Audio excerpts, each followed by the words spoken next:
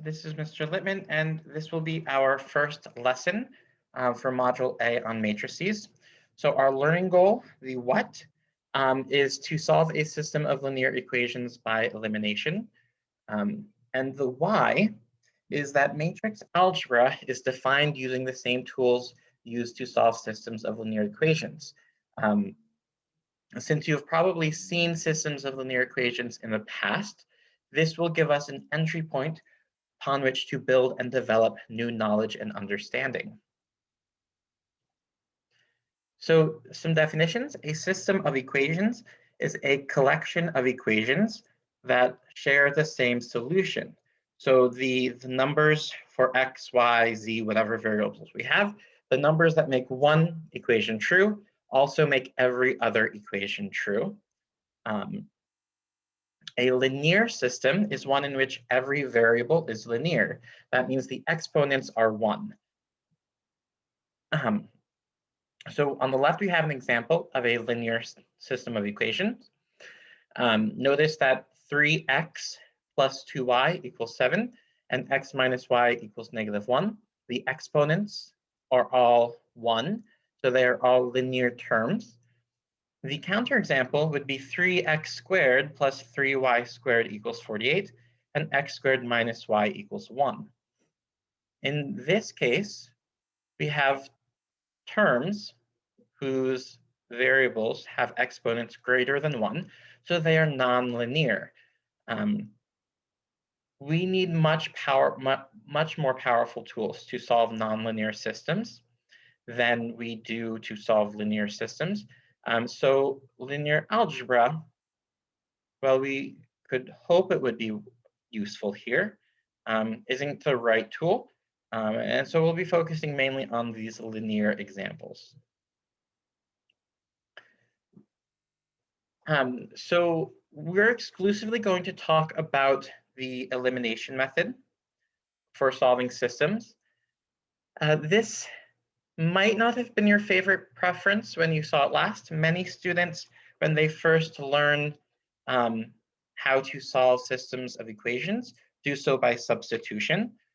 So if I want to give an example of what substitution would be, substitution would be, I'm going to take like this second equation, and I'm going to add y to both sides.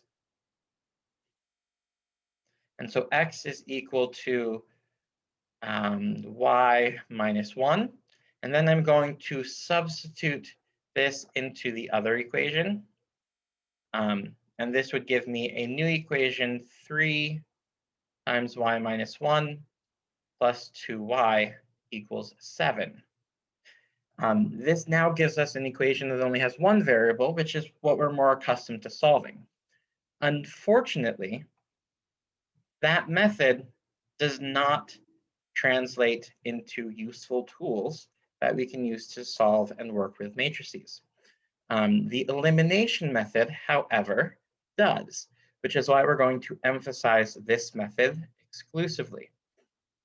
So the elimination method is solving a system of equations by adding multiples of one equation to the other to cancel a variable.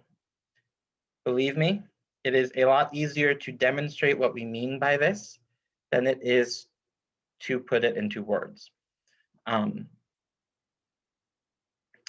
The word here, adding multiples, if we think of multiplying by a negative number, our addition might actually look like subtraction. So when I say adding multiples of one equation to the other, we should really think of either adding or subtracting with the goal of canceling out one of the variables. So let's come back to my pen. Here we go. So we need to compare the variables that we have. So we have variables x, and then we have variables y. And if we're going to cancel them, we should think of our coefficients. So over here, our coefficients are 3 and 1. And then on the right, with our y terms, our coefficients are 2 and -1. And we have a couple options. We could say 3 minus 3 times 1 is 0. This would cancel our x terms. Alternatively, we could say 2 plus 2 times -1 is equal to 0, and this would cancel our y terms. So we have a couple options. Sometimes there is an option that is clearly easier than the other, and sometimes they're like probably going to be equally difficult. My personal preference is to add a multiple rather than subtracting.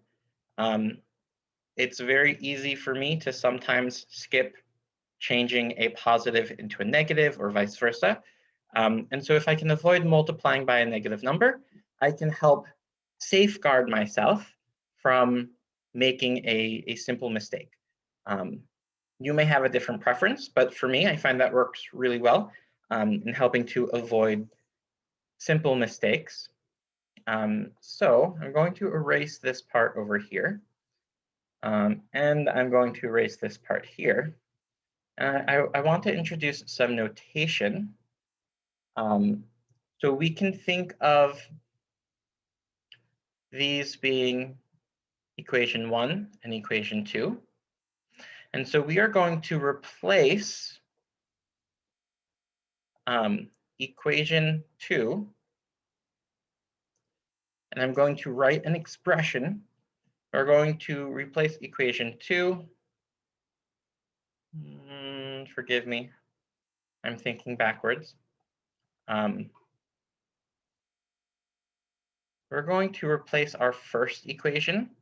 So we start with equation 1, and then we're going to add 2 times equation 2. This looks really weird. And later when we start working with actual matrices, we'll have a slightly more convenient notation. But for now, this will help develop some habits that will make things easier later. So I'm going to write down equation 1. So that's 3x plus 2y equal to 7. And then off to the side, I need to calculate 2 times x minus y equals -1. I should not have put the parentheses here because I'm not just multiplying one side of the equation, but the entire equation. So let me move that down a bit. Right, so I can think of distributing this 2 to every term on both sides of the equal sign.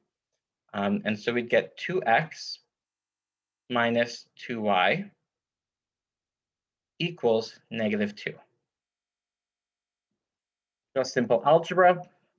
You've probably never multiplied, well, you may have multiplied an equation all by a number before. Maybe you haven't done it often, so it might look new, but we're really just using the same multiplication tools. So down here, I'm going to write a plus sign, and then I'm going to write our new equation.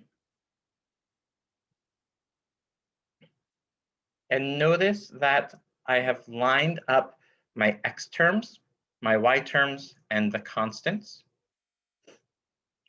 That will allow me to more easily add together my two functions.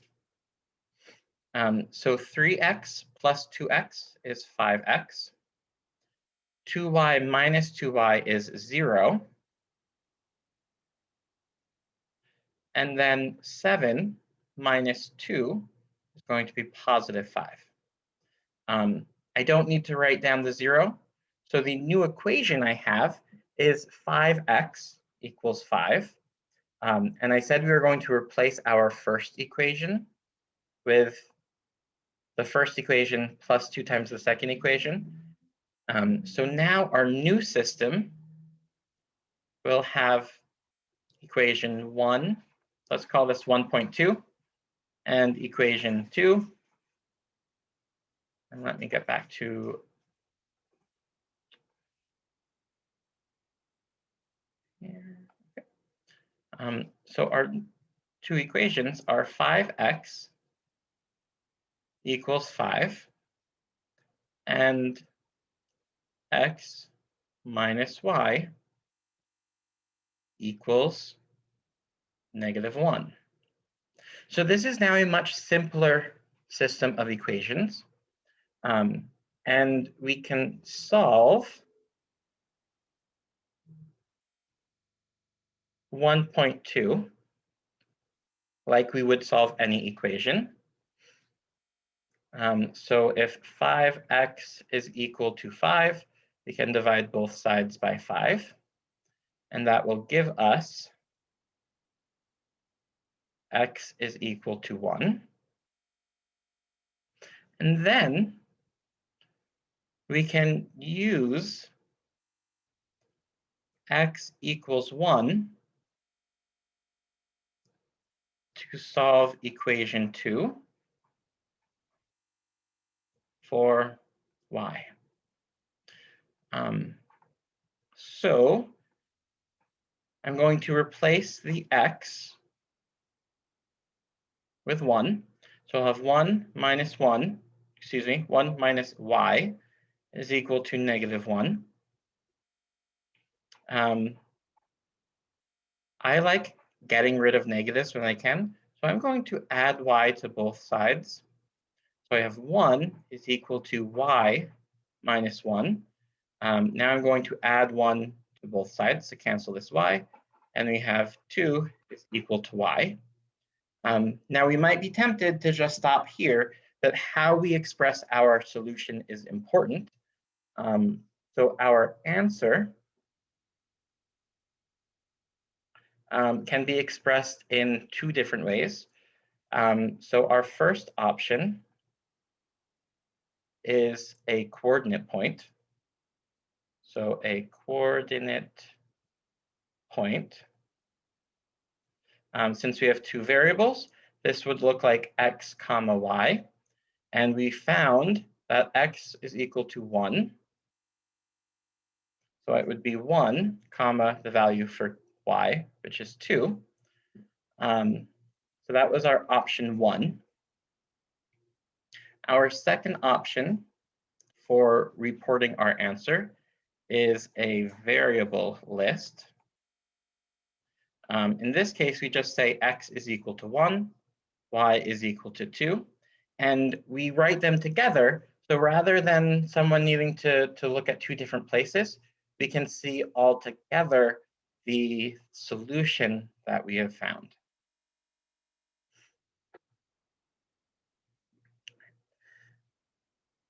So this is only a single example, but I want to keep these videos as short as possible.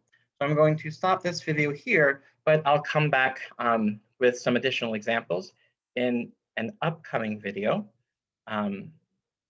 that will essentially let you see a few more examples.